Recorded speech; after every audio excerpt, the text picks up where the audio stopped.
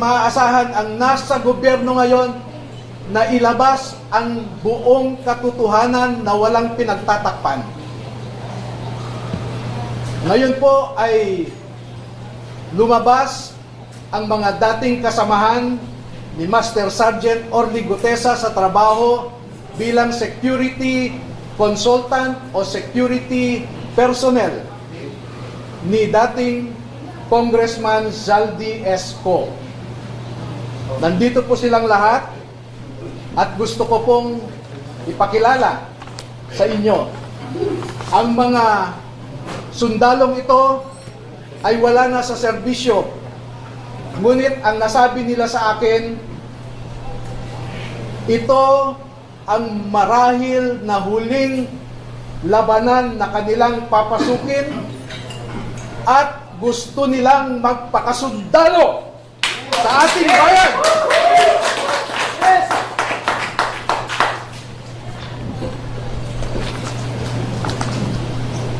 Tinatawag ko po ang isang magiting na Pilipino, si Bernard Tube.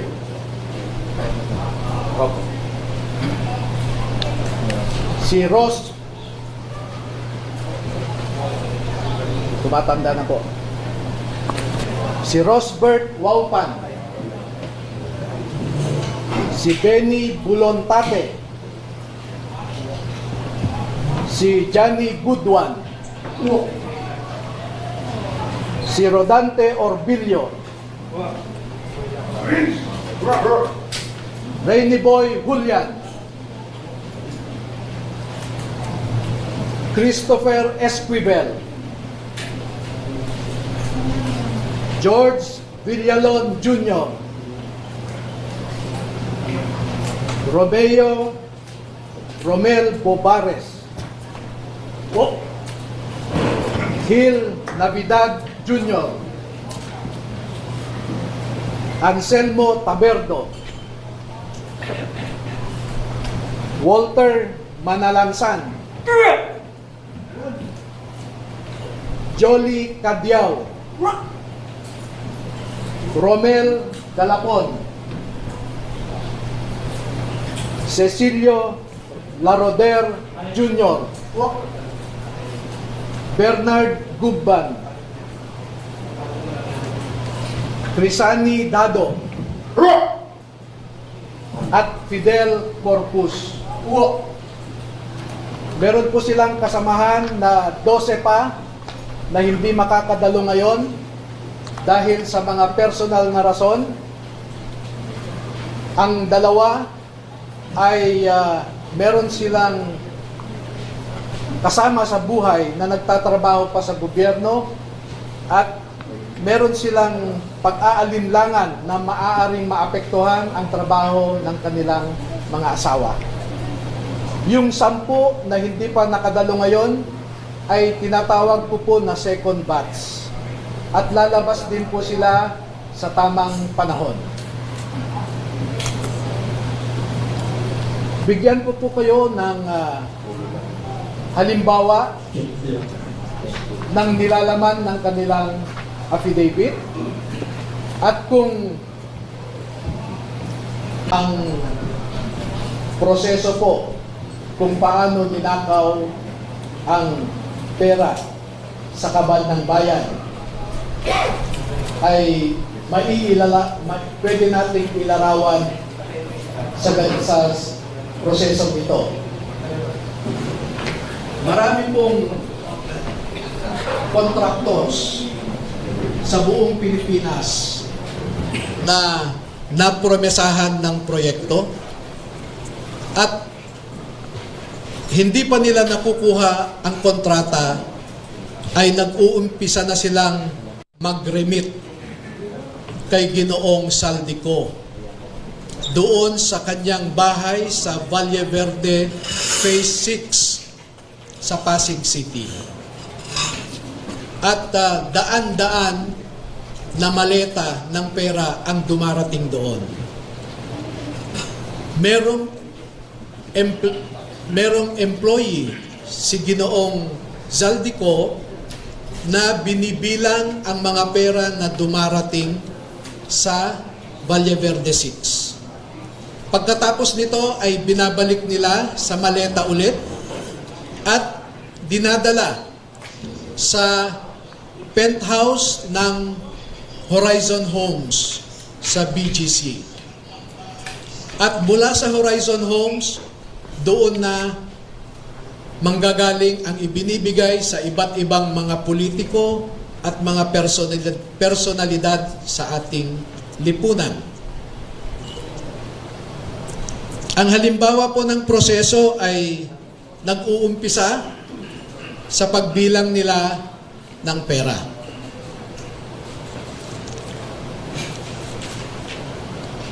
Ang susunod po,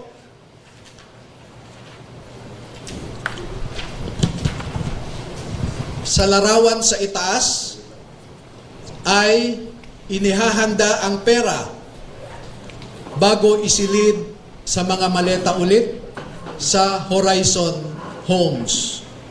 At yung larawan sa ibaba ay isang halimbawa ng pag-deliver ng pera sa bahay ng isang mambabatas.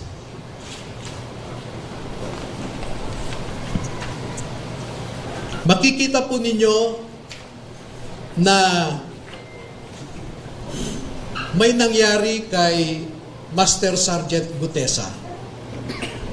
Sa aking tanggap na impormasyon ay napilitan siyang mag-execute ng isang affidavit na kung saan ay sinasabi niya na hindi siya kasali o wala siyang nalalaman sa mga pagde-deliver ng mga mali-malitang pera. Pero makikita po ninyo dito na siya mismo ay kasama sa pagde-deliver ng pera. Kaya naaawa po ako ngayon sa sitwasyon ni Master Sergeant Gutesa dahil ginawa siyang sinungaling.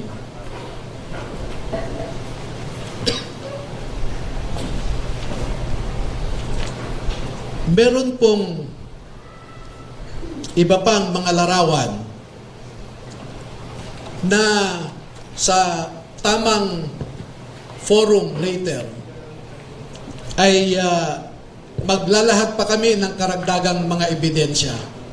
Pero ang pagde-deliver nila ng pera ay gumagamit ng eroplano,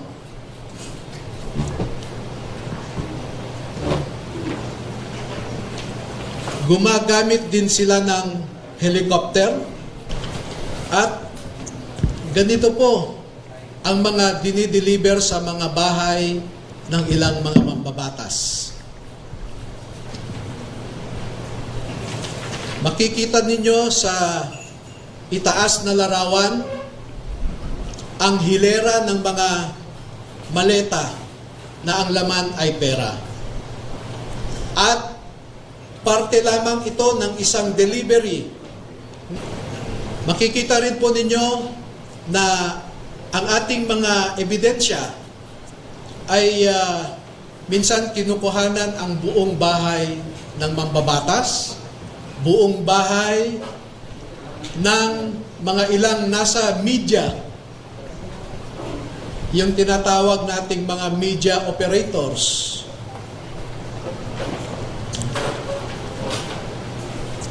At ganyan po sila mag-deliver. No?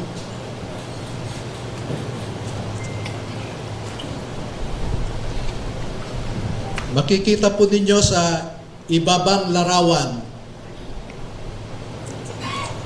ang mga maleta rin ng pera. At marami pa pong iba na katulad nitong mga larawan. At dito sa taas na larawan ay ipinapakita lamang na yung isang malaking maleta ay hindi kayang o halos hirap na buhatin ng 3 katao.